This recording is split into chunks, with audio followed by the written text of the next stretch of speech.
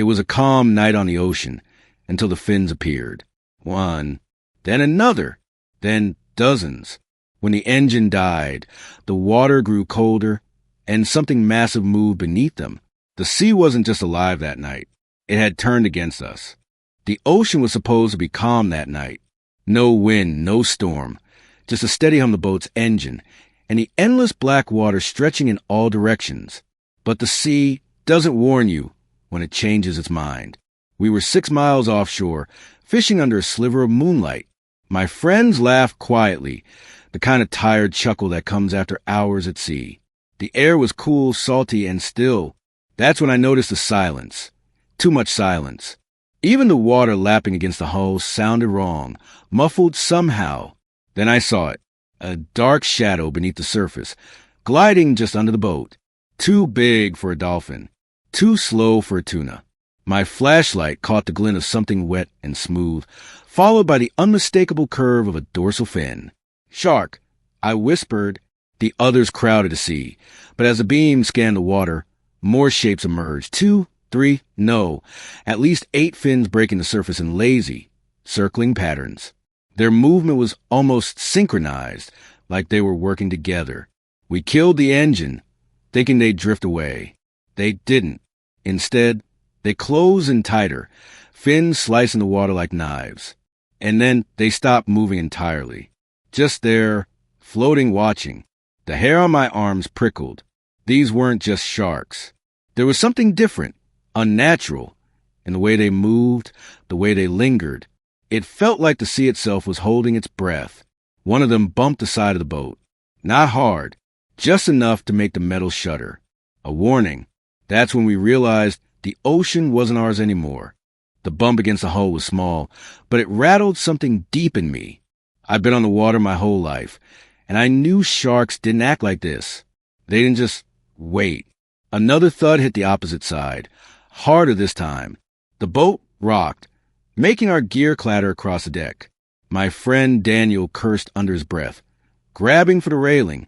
That's when the water near the stern began to churn, white froth exploding as a massive tail slapped the surface. I caught a glimpse of it, not just large, colossal, bigger than anything I'd seen outside of documentaries. Its skin was pale, almost gray-white, scarred with deep gashes like something had already tried to kill it and failed. The others were panicking now, arguing about starting the engine, about calling for help. But when James went for the ignition, the boat refused to turn over, dead, completely lifeless. Even the small cabin lights flickered out, plunging us into darkness.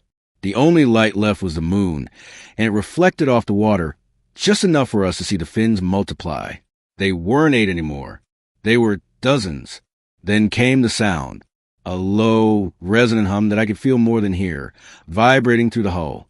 The sharks began moving in unison, their bodies swaying as if drawn to that strange underwater pulse.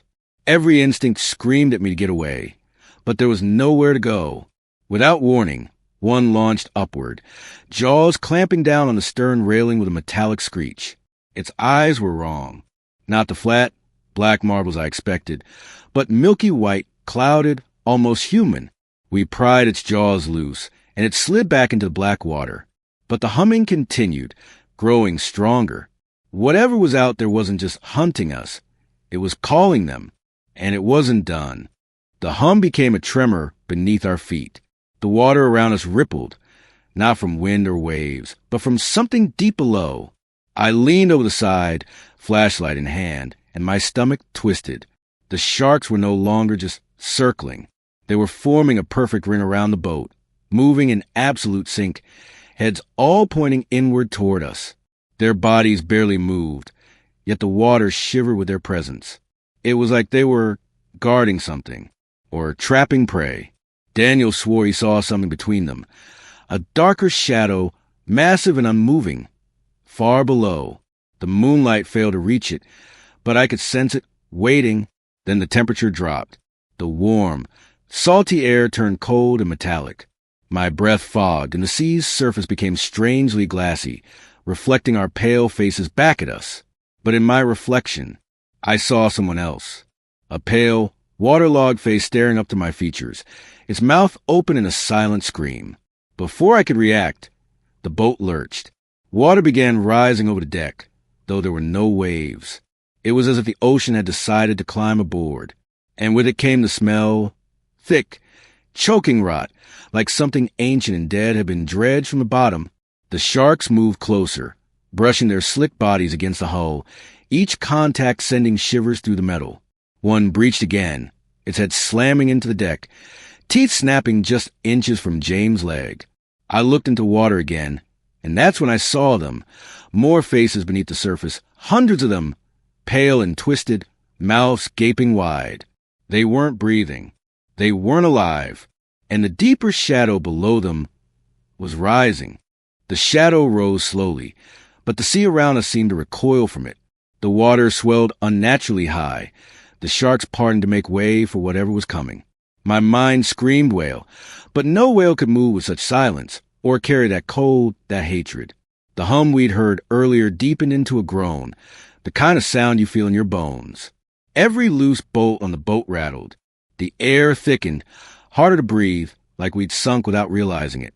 Then it broke the surface. At first, I thought it was a rock formation, some jagged reef. But it kept rising, dripping sheets of black water.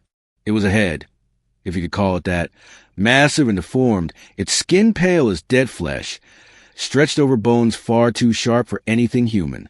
Eyes lined its sides in uneven rows, each one small, milky, and moving independently. They scanned us like prey. Its mouth was worse. Not one jaw, but several, opening in different directions, rows of teeth jutting out at impossible angles. As it exhaled, a stench of rot and seawater rolled over us, making my eyes burn. The sharks went wild, thrashing and ramming the hull, as if trying to drive us into the creature's reach. One of them leapt high enough to crash onto the deck, snapping its jaws at Daniel. We barely managed to shove it back overboard before it shredded him. Then the thing spoke, not in words, but in that deep, grinding hum, vibrating the boat until screws popped from a railing. The sound carried meaning. I didn't understand the language, but I knew what it meant. You don't belong here. The sea heaved, lifting us toward its maw. The sharks closed in behind. We had seconds to decide, jump into the ring of predators, or face the thing that commanded them. The boat tilted toward the creature's gaping jaws. The deck slick under our feet as seawater poured over the sides. The sharks closed ranks behind us, their fins slicing the black water, each movement deliberate, herding us like cattle toward slaughter. James screamed something about jumping and swam for the open gap between two fins. He didn't make it 3 strokes before a shark erupted from beneath him, its teeth snapping shut around his torso. The water lit with a bloom of red, and then he was gone. Daniel. And I clung to the rail as the massive head drew closer. I could see my own reflection in one of its smaller eyes, distorted, trembling, already looking dead. The hum became a shriek now, rattling my skull, making my vision blur. I could feel inside my head, pressing thoughts into me that weren't my own. Images of the deep, cities swallowed by water, ships rotting on the seabed, countless bodies drifting in the dark. The boat's bow dipped lower, the jaws unhinged further, a wet, tearing sound echoing into the night. The smell was unbearable. Then Daniel let go. He didn't jump away. He jumped toward it. His body disappeared in an instant, dragged down into that impossible mouth. For a heartbeat, the creature paused, its rows of eyes swiveling toward me, as if waiting. I don't remember letting go, but suddenly I was in the freezing black, the taste of salt and iron filling my mouth. I kicked hard, aiming for the sliver of moonlight above, but I felt the water shift around me, smooth, strong shapes gliding just out of sight.